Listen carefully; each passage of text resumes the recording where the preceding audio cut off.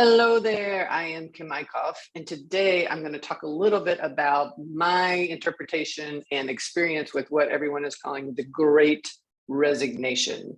So I've been helping a lot of my clients hire recently, as well as other companies that I work with on the hiring process. And the things that I have learned are this. One, yes, there are a lot of people who have decided to leave their jobs, and mostly because they were not a good fit for those jobs. I think for lots of us, the pandemic really showed us where our values are, where we want to spend our time, how we want to spend our time, who we want to spend our time with, because our time is a very, very, very precious commodity, we realize.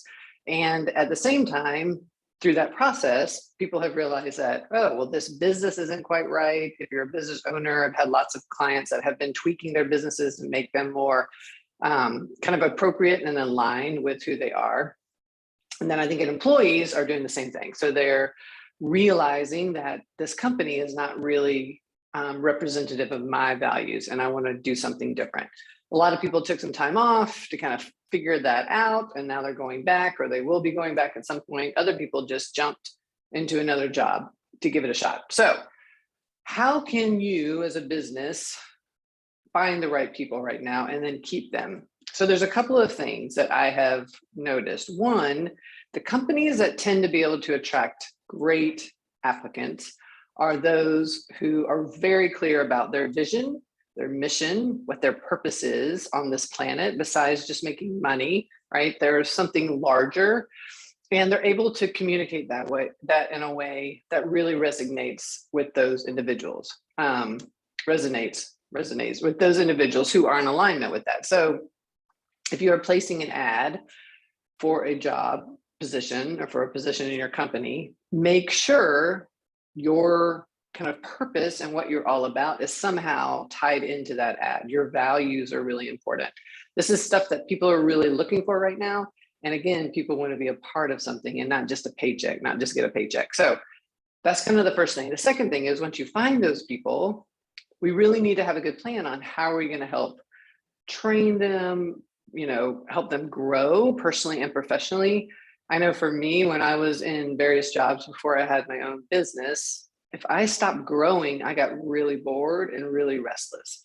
And so I had to keep either figuring out new projects to do in that company to keep my brain fresh, to keep myself learning new skills, or I had to go back to school, get those things somewhere else. So, or I went to a new job. So if you have people that you really, really think are great and you want to keep them long-term, we need to have a good plan on what does that training process look like for their personal skills as well as their professional skills.